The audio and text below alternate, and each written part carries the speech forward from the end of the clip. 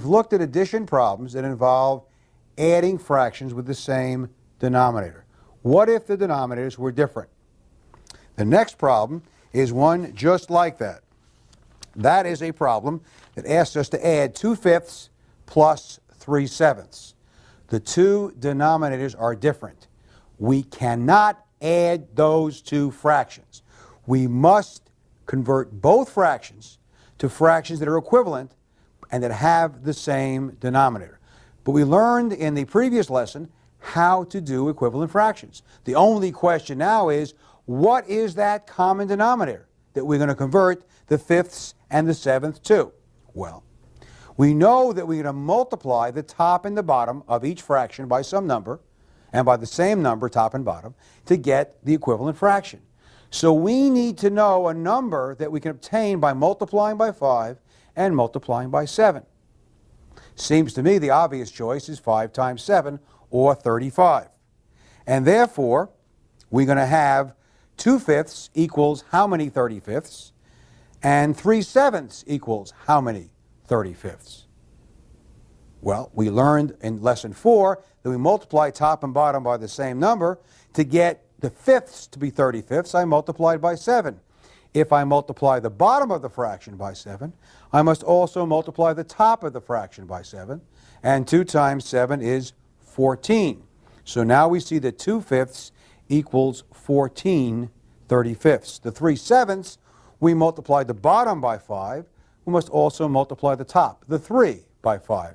3 times 5 is 15. So we have 14 35ths is equivalent to 2/5. 15 35ths is equivalent to 3/7. We now have two fractions with the same denominator. We can add those fractions by simply adding the numerators and keeping the denominator, because when we're adding, the place value stays the same. 14 plus 15 is 29. We get 29 35ths. Can we reduce 29 35ths? Well, let's see. Is either number even? Nope, we can't divide by 2. Can we divide by 3? Well, 2 plus 9 is 11, and 1 plus 1 is 2, so 29 certainly is not divisible by 3. How about 5? Well, 35 ends in 5, but 25 does not end in 5 or 0. So neither 2 nor 3 nor 5, or it turns out anything else except 1, divides both 29 and 35. Our answer is 29 35ths, and that's the correct answer. The next problem asks us to add 1/3 plus 5/12. Now, 1/3 plus 5/12, again, the simplest way to get the common denominator, not always the best way, but certainly the simplest way, is to multiply the two denominators. And 3 times 12 is 36. And of course, the equivalent fraction is obtained. Multiplying top and bottom of 1/3 by 12, we get 12 36ths. And for the 5/12, multiplying top and bottom by 3, we get 15 36ths.